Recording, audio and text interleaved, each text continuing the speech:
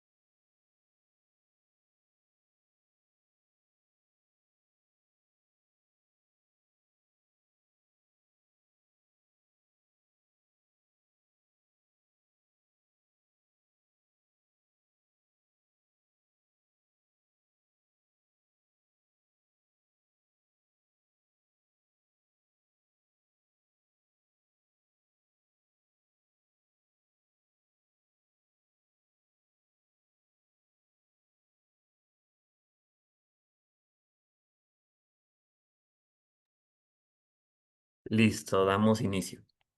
Muy buenos días, tardes o noches. Mi nombre es César Pacheco. Soy miembro del equipo de la alianza entre la Organización de los Estados Americanos y Fundación Pro Futuro, y es un verdadero gusto darles la bienvenida a este cuarto y último seminario virtual, parte de la serie de encuentros organizados en el marco de la segunda edición del Mapeo de Buenas Prácticas en Educación Digital de las Américas. En esta ocasión nos enfocaremos en experiencias que amplían el acceso a oportunidades educativas digitales, fomentando la inclusión digital en las aulas. Este mapeo refleja el compromiso conjunto de la OEA y Profuturo, así como el esfuerzo de docentes, sociedad civil y escuelas por identificar, visibilizar y sobre todo compartir prácticas educativas que están transformando el contexto escolar en diversos países de las Américas. Se trata de un ejercicio de aprendizaje colaborativo que busca fortalecer la cooperación y amplifica el impacto de iniciativas inspiradoras. En cuanto al formato de este seminario, comenzaremos con la presentación de un video sobre el trabajo de la Fundación Carvajal en Colombia, una de las prácticas destacadas de esta edición, que también nos acompaña en este seminario. Después daremos paso a un diálogo entre tres prácticas seleccionadas, moderado por Virginia Soto, evaluadora del mapeo en esta segunda edición y jefa de estrategia y evaluación para la Fundación Profuturo, para finalmente dar paso a un espacio de preguntas por parte del público. Queremos agradecer especialmente a instituciones, docentes, especialistas y aliados que hacen posible este esfuerzo. De todo corazón, muchísimas gracias por apoyarnos en todas las iniciativas de esta segunda edición del mapeo que inició en 2024 y culminamos en este 2025. Muchas gracias y bienvenidos. Por favor, damos paso al video de la Fundación Carvajal. ¿Cómo podemos enseñar matemáticas y lenguaje de manera atractiva cuando los recursos en el aula son limitados? Presentamos una de las prácticas destacadas de la segunda edición del Mapeo de Buenas Prácticas en Educación Digital de las Américas, una iniciativa realizada por la Organización de los Estados Americanos y Fundación Pro Futuro, que no solo está cambiando la educación, sino que forma parte de un esfuerzo global para transformar el aprendizaje a través de la tecnología. Este mapeo ha reunido a más de 179 prácticas de 17 países, impactando a 340.547 estudiantes y 208.216 docentes. Un 65% de las prácticas provienen de escuelas estatales y un 41% están dirigidas a estudiantes de primaria.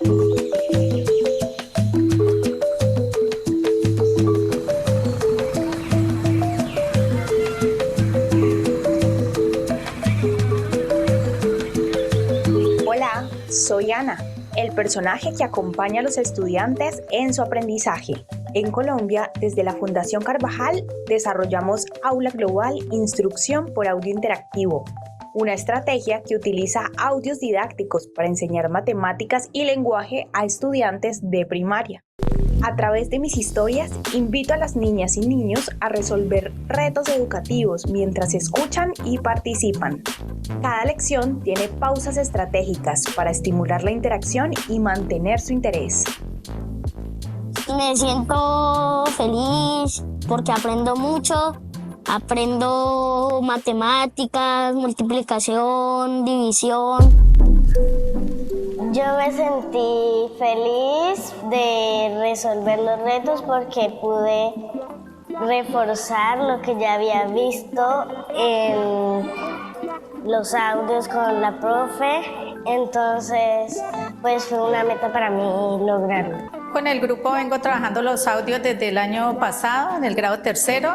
La clase se hace más dinámica y ellos están más motivados y atentos. Ellos aprenden con los audios y yo lo utilizo de acuerdo al tema que voy a trabajar, escojo el audio, entonces me sirven como motivación y como parte de la clase. Este tipo de innovaciones no solo hacen que aprender sea más divertido, sino que también crean un ambiente de aprendizaje más dinámico y accesible para todas y todos. De estas buenas prácticas hemos aprendido que la innovación educativa no siempre depende de grandes recursos, sino de pensar diferente y de adaptar lo que tenemos para responder a las necesidades de nuestros estudiantes. Visita el portal del Mapeo de Buenas Prácticas en Educación Digital de las Américas para descubrir más experiencias transformadoras que están marcando la diferencia en la educación digital de América Latina.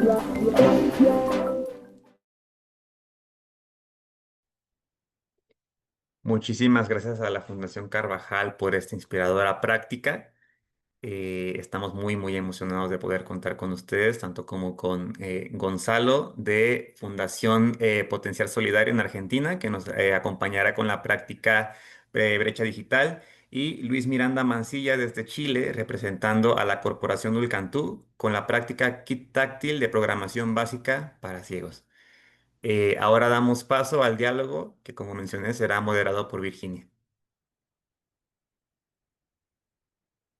Estás en mute, Virginia. Como siempre, siempre se olvida poner el micrófono. Pero quería sobre todo darte las gracias por haberme invitado no solo a este cuarto seminario virtual el día de hoy, sino sobre todo porque me hayas invitado a la valoración de las prácticas, porque fue una experiencia maravillosa poder encontrar tantos profes, tantas instituciones que están preocupadas por mejorar el aprendizaje de sus estudiantes, mejorar oportunidades, etcétera. Y que no se detienen frente a la falta de recursos, sino que tienen la creatividad o han tenido la creatividad suficiente para esto. Yo formo parte del equipo de investigación y evaluación de la Fundación Profuturo, y para nosotros, digamos, todo este tipo de prácticas y la investigación y el conocimiento alrededor de ellos es muy importante. Y todo lo que esté enfocado en prácticas educativas que puedan ayudar a reducir brechas y que además para reducir esas brechas usen tecnología, digamos, son prácticas de las que queremos conocer y de las que queremos aprender también. Y pues sin más, tenemos nuestros tres invitados el día de hoy y vamos a hacerles algunas preguntas que ayuden a que todos los que acompañan hoy puedan comprender las circunstancias bajo las cuales fueron hechas estas prácticas y los resultados que han tenido. Voy a hacer tres preguntas. Les pido por favor que sus respuestas sean de 2 a 3 minutos para que dé tiempo que todos participen y que podamos hacer todas las preguntas que tenemos pendientes. Para comenzar, a mí me gustaría preguntar en primer lugar cuál fue la circunstancia o cuál fue el punto de partida que tuvieron y que dio origen a esa práctica que cada uno ha traído el día de hoy. Y me gustaría además que explicaran cómo han utilizado la tecnología para responder a ese desafío educativo. Marta, si quieres, podríamos empezar contigo. Claro que sí. Muy buenos días para todos y todas. De verdad que para nosotros desde la Fundación Carvajal, pues es muy gratificante y muy significativo hacer parte de este mapeo de experiencia que impulsa a seguir adelante y seguir pensándonos cómo podemos, digamos, impulsar el fortalecimiento de competencias básicas, que es uno de nuestros objetivos desde la Fundación Carvajal. Realmente lo que dio, digamos, ese contexto o cómo surgió esta práctica, pues, digamos, en Colombia y en las ciudades en las que trabajamos en Fundación Carvajal, en los municipios, en las instituciones educativas, hay una problemática que cada vez se acentúa más y es que nuestros niños y niñas no están aprendiendo a leer y a comprender un texto en la edad adecuada y de grado que debe corresponder. Es decir, que esto conlleva a que los niños, pues, digamos que, pues, tengan un rezago escolar en lenguaje y matemáticas, pero que también, pues, digamos, los índices de repitencia y deserción escolar pues se aumenten, ¿no? Y entonces lo que queremos es pues que nuestros niños avancen en su trayectoria educativa y avancen, digamos, en el fortalecimiento de sus competencias. Entonces, con el fin de fortalecer esas competencias, diseñamos en la Fundación desde hace varios años una estrategia que se llama Aula Global, como bien la escuchamos en el video. Entonces, esta estrategia tiene como objetivo pues el cierre de brechas en esas dos áreas que son fundamentales, lenguaje y matemáticas, y trabajamos con pequeños grupos a través de tutorías, trabajamos en formación docente, trabajamos también, digamos, con las familias para vincularlas al proceso educativo. Pero nos dábamos cuenta, digamos, que no podíamos llegar a todos los niños que queríamos, a todas las comunidades educativas que queríamos, ¿sí? Entonces, en 2023 empezamos a diseñar como tal aula global, pero a través de un formato de instrucción por audio interactivo. Sí, y esto nos implicó, digamos, como repensarnos cómo podíamos, digamos, hacer que esta estrategia fuera más escalable, tuviese más impacto y pudiésemos llegar a más comunidades educativas. Entonces, por eso diseñamos esta estrategia y vinculamos la tecnología, es decir, que diseñamos audio interactivo, le entregamos un kit a los docentes y a las familias que tiene un parlante, una guía de uso y también tiene el acceso a los audios interactivos. Son 80 lecciones de audios de lenguaje y de matemáticas.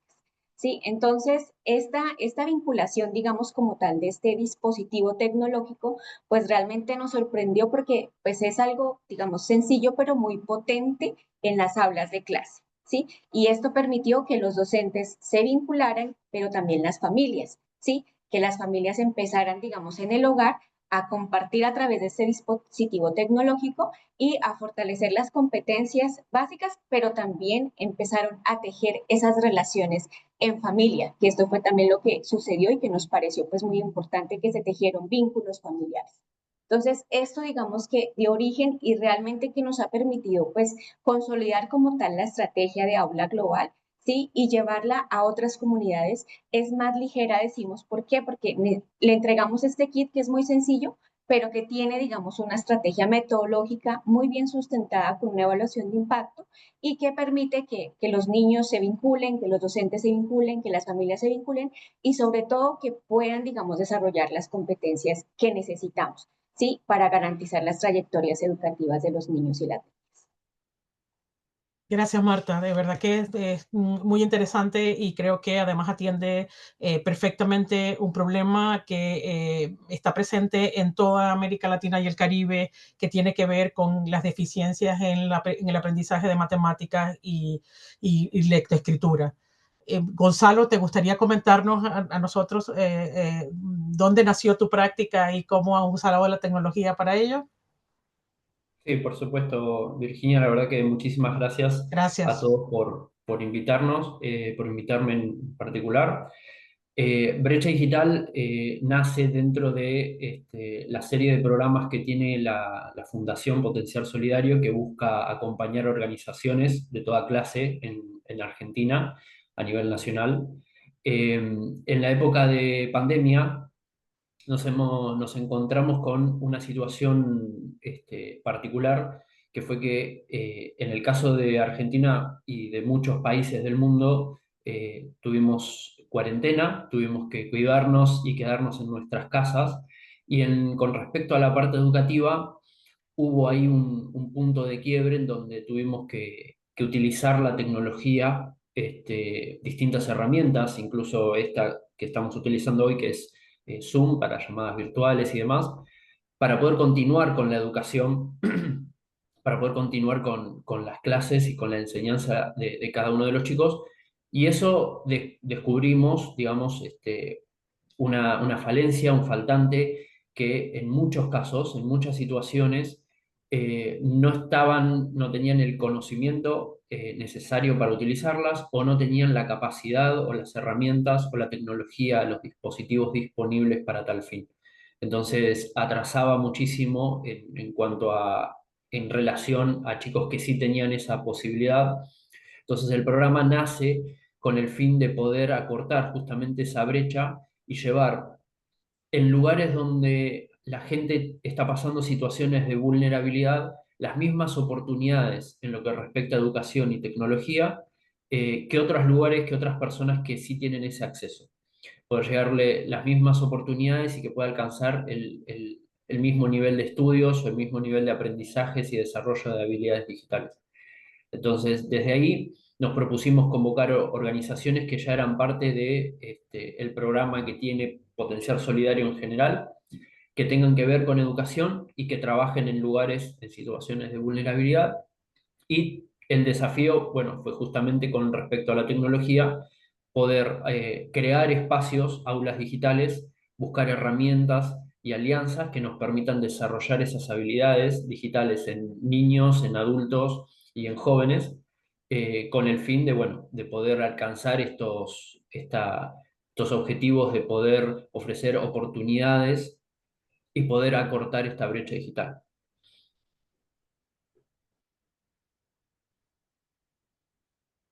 Gracias, Gonzalo. No, por Eh, favor. la verdad que creo que es una muy buena práctica para atender lo que después fue una pérdida de aprendizaje importante en muchas partes y que creo que en esta práctica se pudo detener. Luis, ¿quisieras contarnos tú acerca de tu práctica, por favor? Muy bien, un saludo desde Chile. Contexto, necesidad, tecnología. Esos van a ser los 3 puntos de la presentación. La práctica nace en una encrucijada de contextos. Por un lado, el macro contexto, el desafío de Chile de incluir las ciencias de la computación, el pensamiento computacional en el marco curricular chileno. Allí la Fundación CODEA, mediante una iniciativa que se llama IDEO Digital, colabora con el Ministerio de Educación en esa tremenda tarea, apoyándose en una plataforma que se llama code.org.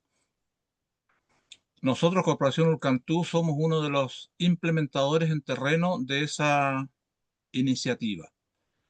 Y en esa situación es que entramos al microcontexto, nos tocó trabajar en una de las escuelas en Freirina, al norte de Chile. Allí, en un tercero básico, que estaba trabajando en este asunto de ciencias de la computación con CODE, un niño estaba quedando al margen, porque era ciego, es ciego. Y la programación en bloques es en pantalla con bloques de colores y etcétera, lo cual para él es imposible. Por lo tanto, lo que es un puente para todos los niños como herramienta para meterse al mundo digital, para él era una barrera de verdad insalvable. Ese fue el gran desafío. ¿Qué hacemos en esa situación? Entonces ya el tema no era, o el objetivo no era enseñar programación, el tema cambió. En el fondo es un tema que trascendió lo propiamente pedagógico para convertirse en un asunto, en un desafío ético, de cómo garantizar la equidad, el acceso a esta habilidad de manera igualitaria a este niño que estaba quedando fuera. Punto número uno, había que generar un equipo interdisciplinario, docente, yo facilitador, la asistente de aula, el monitor de braille, con el apoyo de los directivos de la escuela. También, y después lo voy a nombrar más detenidamente, Ceibal de Uruguay, es lo que uno diría el contexto relacional. Entonces se nos ocurrió hacer un kit físico, concreto, con madera, que imitaba los bloques de la programación en bloque. Y a esos bloquecitos de madera le agregamos tarjetitas en braille para que el niño pueda manipularlas, porque era su modo de acercarse a esto. Y por lo tanto, en un tablero que imitaba la cuadrícula de Code, el niño tenía que resolver los desafíos y hacer su programación, entre comillas, con los bloques.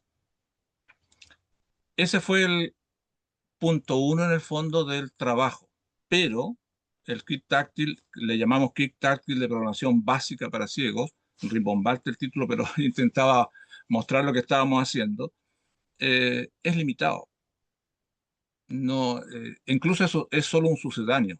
Por lo tanto, no va más allá de unas poquitas cosas en programación, secuenciar, uso de bucles, depuración, resolución de problemas, pero más adelante no va a servir. Y para el niño tampoco. Entonces, el asunto era, esa fue la práctica que presentamos al mapeo, pero la complementamos uno con guías de aprendizaje en braille, para que el niño vaya adquiriendo mayor autonomía y no solamente esté limitado a instrucciones orales, sino que él iba leyendo en braille el trabajo que tenía que hacer, que fue parte de lo que nos indicó el monitor de braille de la escuela que era necesario. Y agregamos un lector de pantalla NVDA, se llama, un lector de pantalla para no vidente. Entonces teníamos que asignar al niño un computador exclusivo para él, con un teclado especial y audífonos. Y ese lector de pantalla le iba contando en audio lo que él estaba moviendo o haciendo en la pantalla. Eso sí que ya era una cosa mucho más interesante. Eso lo aprendimos en un taller que participamos de la Escuela de Verano de Ceibal en Uruguay, un taller de tiflotecnología. Tecnología para ciegos, es tiflotecnología. Y ahí sí que lo que había sido una barrera de inicio se convierte realmente en una puerta o en un puente para que el niño pueda integrarse de a poco en el mundo digital con mayor autonomía. Esa es nuestra práctica. Gracias, Gonzalo. Te voy a confesar aquí delante de todos los que están hoy que soy muy fan de esta práctica y que creo que es un feliz encuentro entre la tecnología y la creatividad, ¿okay? Y sobre todo el deseo de incluir, que creo que es muy importante y que creo que todas las escuelas en el mundo también están llamadas a hacer este tipo de cosas para incluir personas que tienen necesidades especiales. A mí que encantada de escucharte hoy, Luis, igual que al resto de los compañeros. Pero, ¿por qué no seguimos adentrándonos en estas prácticas que ustedes han tenido? Y quizás me gustaría que pudieran ustedes compartir con toda nuestra audiencia los resultados que ustedes han observado de eso, que han observado tanto en los estudiantes como en la comunidad educativa, no solo en lo que es el aprendizaje en sí mismo, sino también en lo que ha sido el desarrollo de competencias digitales a partir de esta práctica que ustedes han hecho. Me gustaría que, Gonzalo, comenzaras tú comentando sobre esto. Bien. En relación a lo que tiene que ver con resultados y todo lo que fuimos viendo, principalmente en estudiantes y en las comunidades, nuestro enfoque siempre desde Brecha Digital tiene que ver con tres ejes principales y desde ahí medimos el resultado, que son la conectividad, la adopción por parte de las ONGs o los colegios que apoyamos y que pertenecen al programa, y el aprendizaje inclusivo digital, que tiene que ver con los que nosotros llamamos protagonistas, o estudiantes o alumnos, personas adultas o niños que participan de cada uno de los programas digitales de las ONGs. En ese sentido, lo que principalmente desde la conectividad, los primeros resultados es que una ONG que no tenía una conectividad correcta a Internet, que no tenía dispositivos, que no tenía acceso a la tecnología en concreto, hoy en día tienen un espacio digital que pueden trabajar. Entonces, así como una ONG situada en el Gran Buenos Aires, como se lo conoce, que es el área alrededor de la ciudad autónoma de Buenos Aires, como una ONG que está ubicada en un paraje chiquitito, en una provincia de la Argentina, como es Santiago del Estero o Entre Ríos, son lugares que tienen una conectividad, que tienen un espacio digital físico, donde los chicos que asisten a ese lugar pueden aprender y desarrollar habilidades. Entonces, en concreto, pasamos de ONGs que necesitaban, que tenían esta necesidad, a ONGs que tienen este espacio, que pueden aprovecharlo y que pueden formarse. Eh, Hoy en día tenemos aproximadamente 35 aulas digitales formadas desde el programa, junto con estas ONGs. En algunos casos, como lo son colegios, tienen más de un aula digital y en algunos casos particulares tienen hasta estos carritos de computadoras que pueden aprovechar en distintos lugares de la sede. Con respecto a la adopción, justamente lo que vemos es que la ONG pudo digitalizarse y pudo empezar a trabajar. Algo que, por lo menos en mi caso, siempre hablo es que no se puede enseñar lo que uno no sabe, lo que uno no utiliza, y nosotros hacemos foco en que sea el equipo de la ONG el que adopte primero las herramientas en tecnología para poder llevar ese conocimiento a sus protagonistas, a sus alumnos o niños.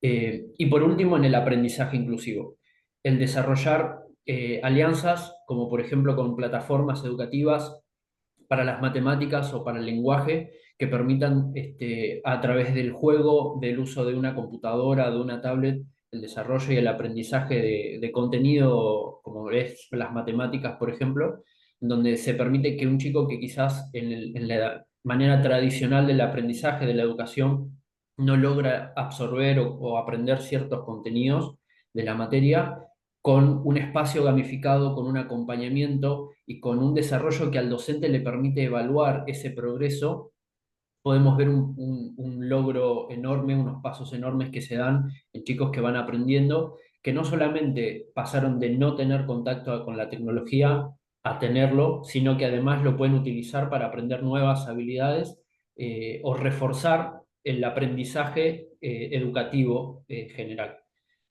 Principalmente. Entonces, de esa manera terminamos alcanzando más de 12.000 chicos entre todas las ONGs a nivel nacional, con equipos en las ONGs formados en tecnología y con los niños adaptándose y aprovechando cada vez más las herramientas y disfrutando también, por sobre todo, ese espacio que tienen con la tecnología, con el espacio digital. Gracias, Gonzalo. No, por Eh, favor. Luis, por favor, ¿podrías hablarnos también de qué cambios y qué aprendizajes significativos han tenido ustedes a partir de su práctica? Ok. Bueno, primero, recordar que la práctica involucra directamente a un estudiante, pero entendemos que, o queremos pensar que tiene un efecto multiplicador y puede ser aplicado en muchos más estudiantes que tengan necesidades educativas como él, o parecidas, o disminución visual o ceguera directamente. Bueno, el resultado más potente que hemos visto es el acceso real al currículo de este estudiante ciego. Dejó de estar al margen y comenzó a participar activamente en las actividades parecidas a las que estaban haciendo sus compañeros de clase, de desarrollo de pensamiento computacional. Gracias a este kit táctil pudo construir la secuencia, resolver desafíos, comprender conceptos como los típicos conceptos de programación, bucles, condicionales, algoritmos básicos. Y con el lector NVDA, que no es parte de la práctica que está en el mapa, pero la complementa, y las guías en braille, empezó de verdad a poder integrarse a este entorno digital, a usar el teclado, a usar herramientas de ofimática, intentar escribir en Word, por ejemplo, empezar lentamente a navegar en la web y con todas estas actividades desarrollando progresivamente su autonomía. Es un asunto largo, no es para un ratito. Este aprendizaje de este programa es por lo menos para toda su enseñanza básica. Sabemos que, a ver, Ulcantú es un organismo de la sociedad civil de asistencia técnica a las escuelas, pero es un agente externo. Nosotros ya terminamos nuestra intervención en la escuela y ahora quedó el equipo de la escuela realizando esto. Sobre todo un profesor que va a ser él asumió la tarea de acompañar al niño en este aprendizaje del lector NVDA. Bueno, lógicamente hay un avance concreto en competencias digitales, pero también en habilidades transversales, perseverancia, resolución creativa de problemas, colaboración. Pero el impacto no solo fue en él, también a nivel del curso. Los otros niños también empezaron a usar el kit, la curiosidad de los niños. Y entonces ellos también empezaron a jugar con este kit táctil y también con la abejita esta Bebot, este robot de piso que también se puede programar para que camine por ciertos laberintos. Entonces también ahí los niños aprendieron a colaborar de forma inclusiva, compartieron lógicas de programación a través de códigos visuales y táctiles, a pesar de que ellos no necesitaban lo táctil, porque tenían lo visual. Y mutuamente se complementaban. A nivel de la comunidad educativa también se fortaleció el trabajo en equipo, el entender que distintos profesionales de la educación podían colaborar en una tarea común, tanto el monitor de braille, el asistente de aula, los docentes, el profesor de informática. Es una experiencia concreta que hizo entender que la inclusividad no es un asunto etéreo, sino que se puede llevar a la práctica y se concretiza en pequeñas iniciativas. Desde ahí partir, aunque sea con recursos limitados. Y las familias también valoraron el proceso porque vieron que sus niños estaban participando en un ambiente que era más participativo, más creativo, estaban aprendiendo en un entorno que además era más justo, en cuanto que no dejaba a nadie fuera.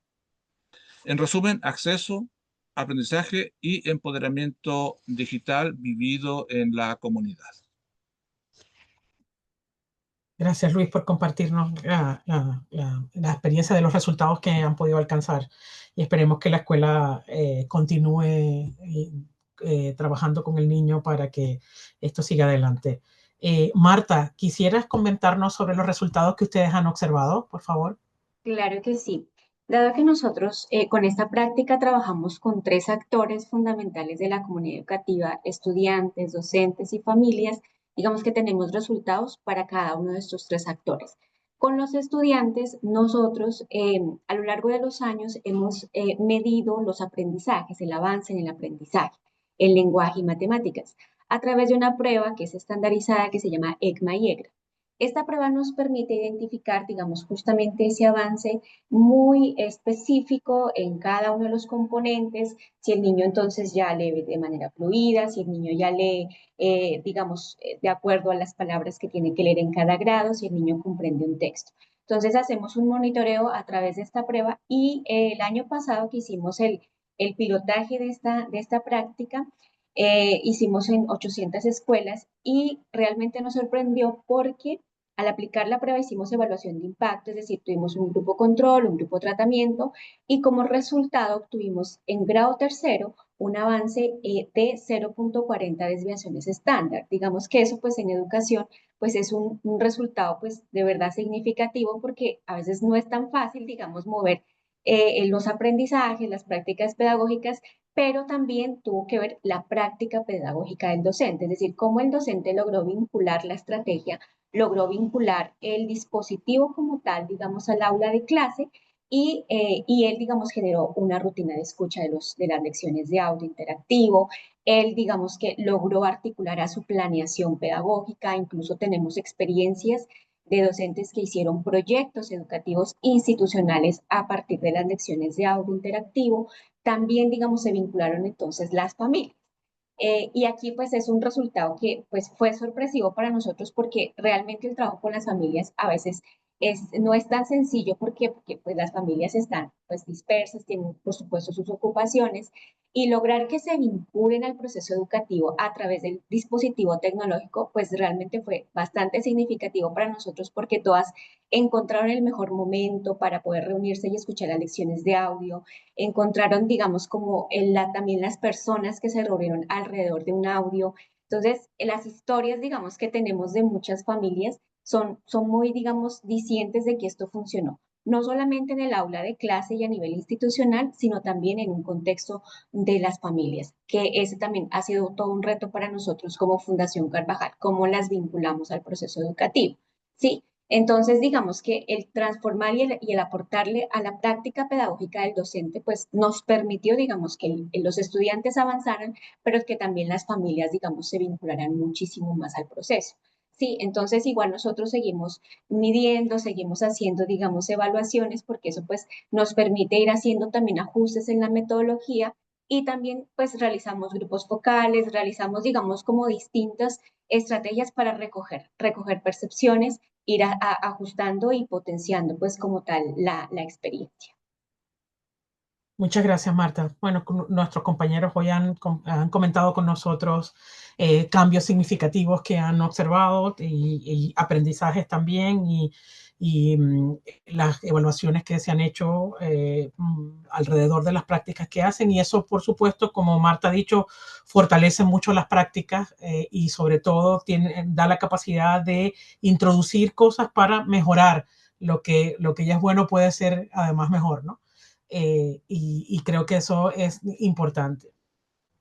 Para cerrar ahora este espacio, me gustaría que pudiéramos hablar acerca de recomendaciones prácticas que ustedes, desde la experiencia que han tenido, pudieran darle a todo el resto de los compañeros que están en la audiencia el día de hoy, sobre cómo puede, digamos, implementarse prácticas inclusivas y cómo pueden atenderse situaciones de vulnerabilidad en estudiantes, en escuelas o en organizaciones que están dedicadas a este tipo de cosas. ¿Qué cosas prácticas que sean transferibles pueden ustedes compartir con la audiencia?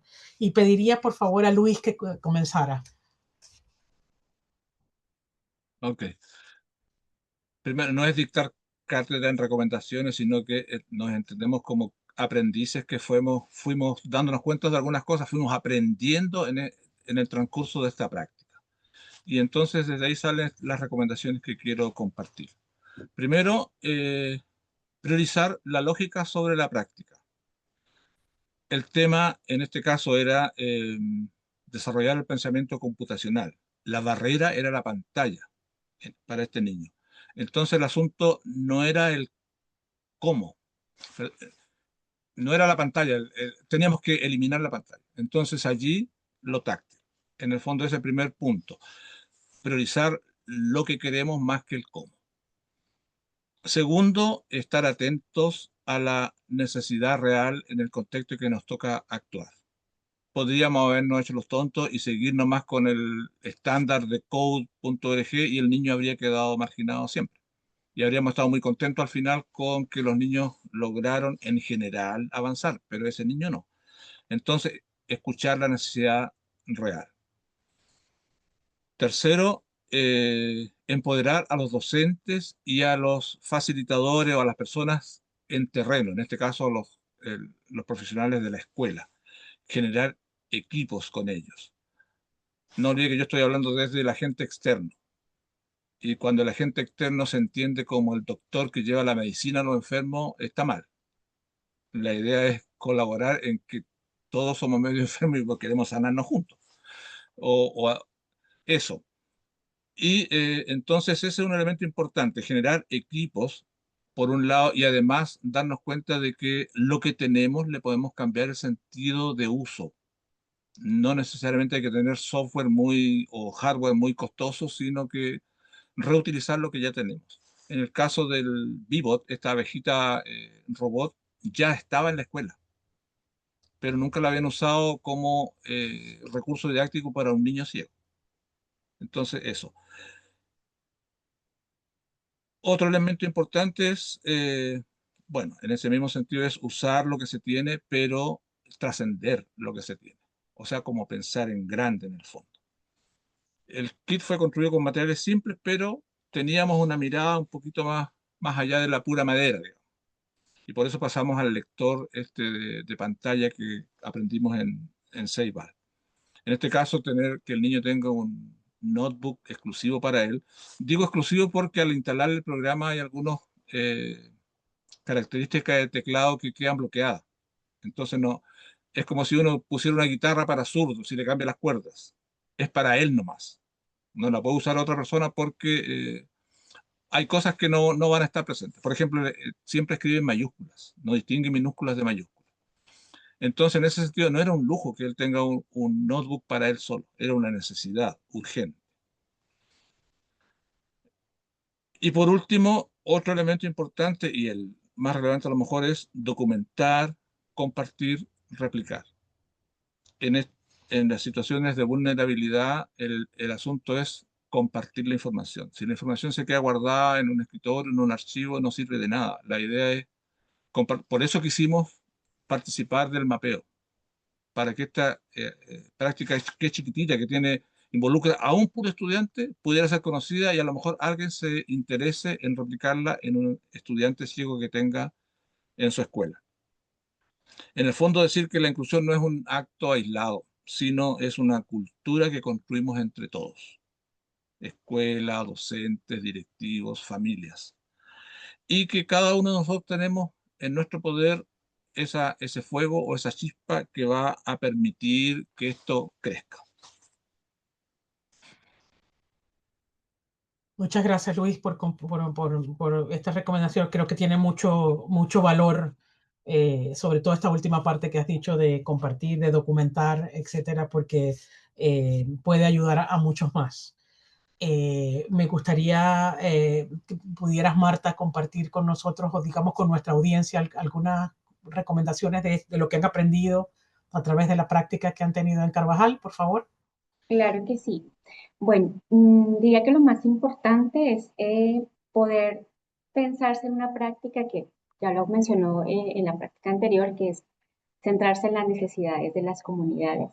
Y eso, digamos que ayuda a que pues, sea más significativo para, en nuestro caso, para los niños que recibieron la práctica. Es decir, que las lecciones de audio interactivo que los niños y las niñas escucharon, digamos que son muy cercanas a su cotidianidad. Son, digamos, situaciones que los niños viven a su diario. Entonces, esto hizo que los niños se conectaran. Entonces, nos pensamos también, digamos, muy bien como el escenario en el que se iban a desarrollar cada una de las historias de audio interactivo con unos personajes que también eran cercanos a los niños. Y eso hizo que hubiese conexión, ¿sí? Y también pensarnos, digamos, en situaciones que necesitan escuchar los niños. Entonces, que a veces en nuestras comunidades pues no tienen, digamos, esa posibilidad de ir o visitar ciertos lugares. Entonces, como a través de los audios, a través de la imaginación, los llevamos a muchos lugares y eso pues emocionó mucho a los niños y conectó con el aprendizaje. Entonces, eso pues es clave, cómo nos pensamos a partir de esa cotidianidad que viven nuestras comunidades, pero también, digamos, cómo evaluamos. Para nosotros ha sido muy importante siempre en nuestras prácticas que diseñamos en Fundación Carvajal, diseñar para ajustar, para mejorar.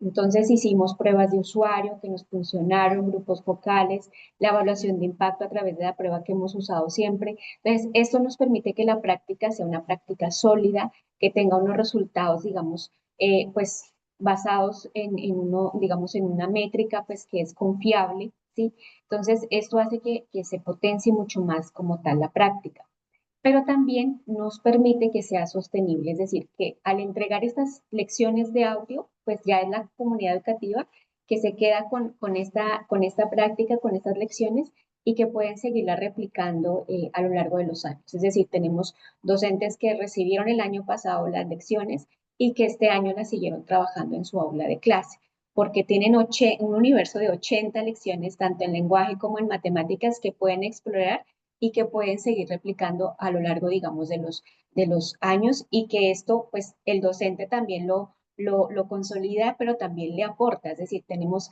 docentes que han, digamos, como innovado a través de los audios. Entonces, toman como tal un grupo de audios que les sirven para su práctica pedagógica, pero han, digamos, complementado con lo que el docente sabe hacer. Y eso también es algo importante que nosotros hacemos y valoramos ese saber y esa práctica que tiene el docente que la ha construido durante muchos años, pero cómo complementa con las lecciones de audio, pues eso fue también muy importante para nosotros valorarlo. Entonces, esto hace que sea sostenible.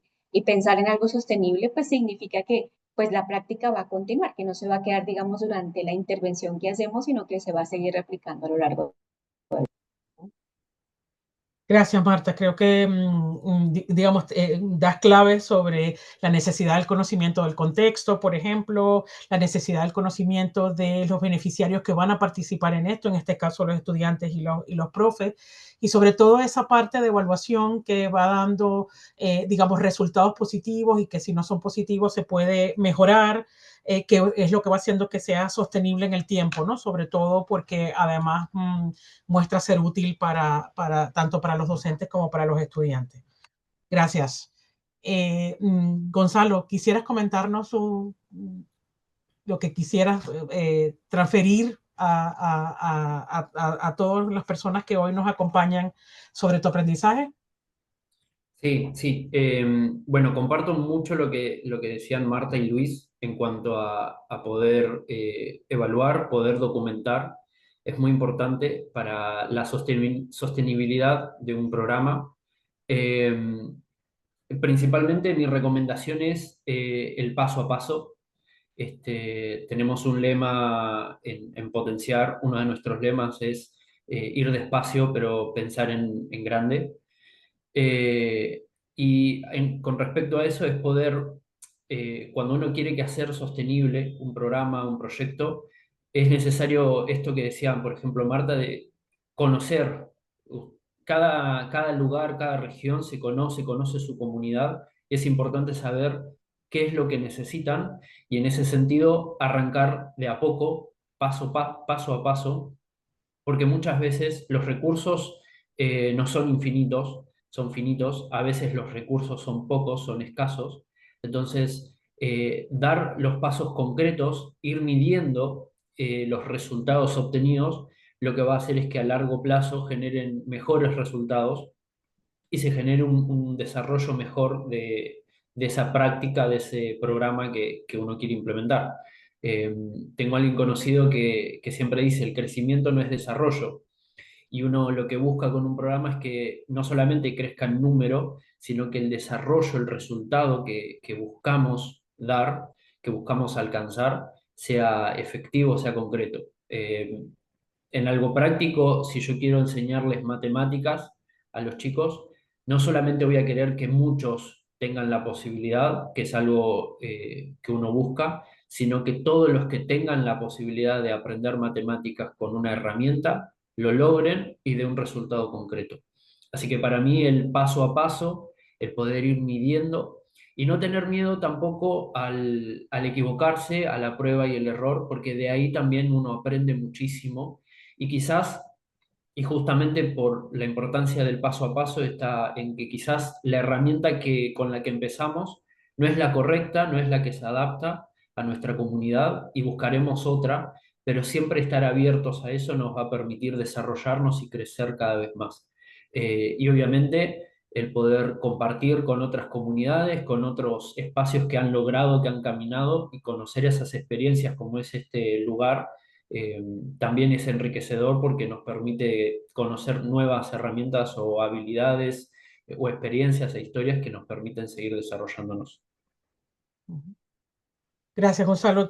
Recojo dos claves que me parece súper interesante. Una es la sistematización de la intervención, que es ese paso a paso, porque creo que es importante cuando se hacen intervenciones saber, digamos, cuál es el camino a seguir y cómo reconocer que estoy pasando etapas, por ejemplo, y en ese sentido la evaluación es muy importante. Y creo que otro punto fundamental es que tenemos que aprender a aprender del fracaso. Porque también es tremendamente útil como cuando tenemos éxito en las cosas. Gracias, Luis, Gonzalo y Marta, por todo lo que nos han compartido el día de hoy. Creo que han tenido desafíos importantes y han tenido la valentía de intentar resolverlos y en el intentar resolverlos han construido unas prácticas interesantes, tanto desde el punto de vista del aprendizaje como desde el punto de vista de la incorporación de la tecnología dentro de un contexto educativo, sobre todo para apoyar, digamos, lo pedagógico que hay que, digamos, tener para el aprendizaje. Estoy segura que mucho de lo que ustedes han comentado hoy, no solo en estas recomendaciones, sino en las prácticas en sí mismas, van a ser tremendamente inspiradoras para las personas que están en nuestra audiencia. Y vuelvo a agradecer a César que me haya dado la oportunidad de tener esta conversación con Luis, con Marta y con Gonzalo.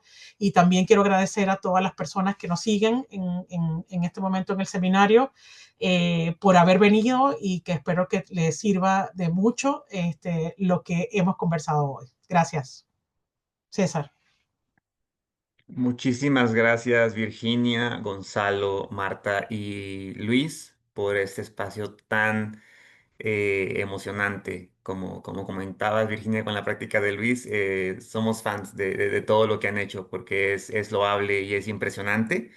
Y bueno, me llegó una pregunta del público. Si alguien más en alguna otra, por favor, escribirla en la parte de preguntas y respuestas. Viene con una Q y una A por debajo de la pantalla. Y bueno, por si alguien de ustedes tres la quiere responder, la consulta es: ¿qué rol juega la formación docente y la implementación exitosa de estas prácticas digitales?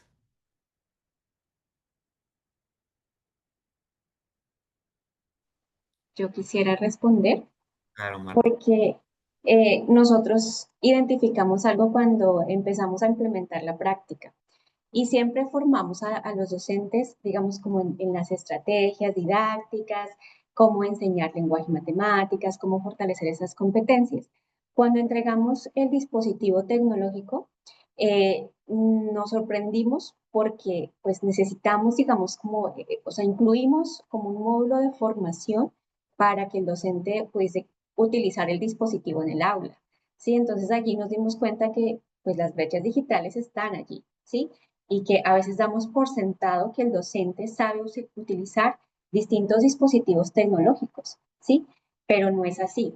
Entonces, como algo, digamos, que nosotros y entregamos como tal, como parte de la experiencia, nos llevó también a darnos cuenta que los docentes necesitaban ese tipo de formación, digamos, en competencias digitales.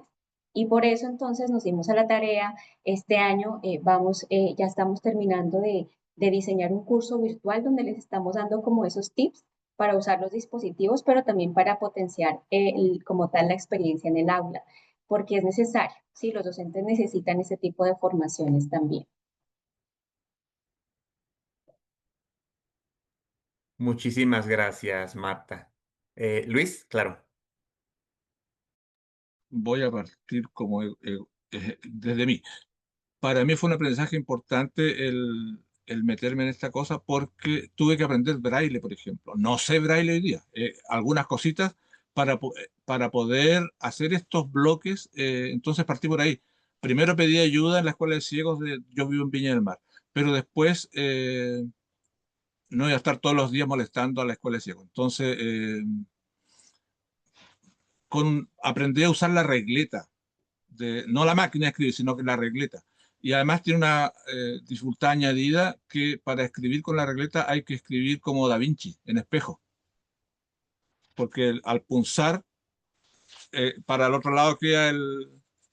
Entonces es un enredo. Ahí está la tablita que yo tenía que usar pero en espejo.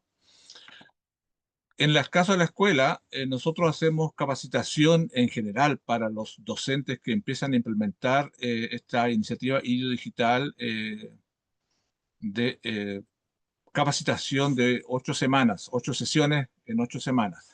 Pero en este caso concreto trabajamos directamente con la asistente de aula. El niño tenía en su sala de clases todos los días una asistente que estaba con él. Ella sabe escribir braille en la máquina. A ella yo le enviaba las guías para que ella las transcriba a braille. A ella le enviaba también lo que uno diría una guía didáctica para que prepare los laberintos y tenga claro cuál es el desafío que el niño tenía que ir cumpliendo o cuál es la tarea con el pivot. Entonces, y con el profesor que se encargó de este lector de pantalla también trabajamos juntos para que él lo vaya conociendo y lo vaya aplicando.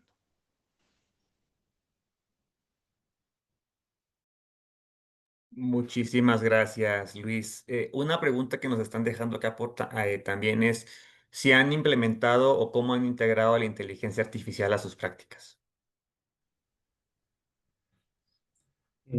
Ahí me gustaría responder brevemente. Creo que en relación a la pregunta anterior, con respecto a la formación, la inteligencia artificial la estamos implementando en el equipo, en las personas con las que trabajan en cada organización con las que trabajamos. Eh, Porque tiene que ver en esto que hablaban anteriormente. Necesitamos que las personas se capaciten y se formen, y la inteligencia artificial ayuda en este sentido, a que haya una mejor formación, un mejor desarrollo del trabajo y en particular también de la medición y las evaluaciones. La inteligencia artificial puede leer y trabajar muchísima más información que una persona. Entonces, por ejemplo, en el caso de Brecha Digital, una de las plataformas que utilizamos utiliza inteligencia artificial con el fin de medir el progreso de trabajo de cada chico en sus actividades, y al final el docente puede ver y evaluar en base a esa información dada por la inteligencia artificial el progreso y cómo viene, y poder crear evaluaciones o trabajar con las evaluaciones provistas por la plataforma a fin de que pueda medir un resultado en concreto. Entonces yo creo que hoy en día lo importante es adaptar la IA al día a día de los equipos. Y ahí sí llevarlo y poder trabajar con los chicos, con los alumnos, con los jóvenes o adultos con los que trabajamos, para que ellos también aprendan a utilizar esa herramienta. Muchísimas gracias, Gonzalo. Hay más preguntas, pero por tiempo solamente vamos a poder responder una más. Nos consultan si tiene alguno de ustedes la experiencia de tener algún niño o niña en el aula que tenga alguna discapacidad auditiva y cómo han abordado o cómo abordarían incluso esta situación. No sé, me imagino ahí, Luis, que tal vez tú puedes tener algún tipo de experiencia, pero abierto.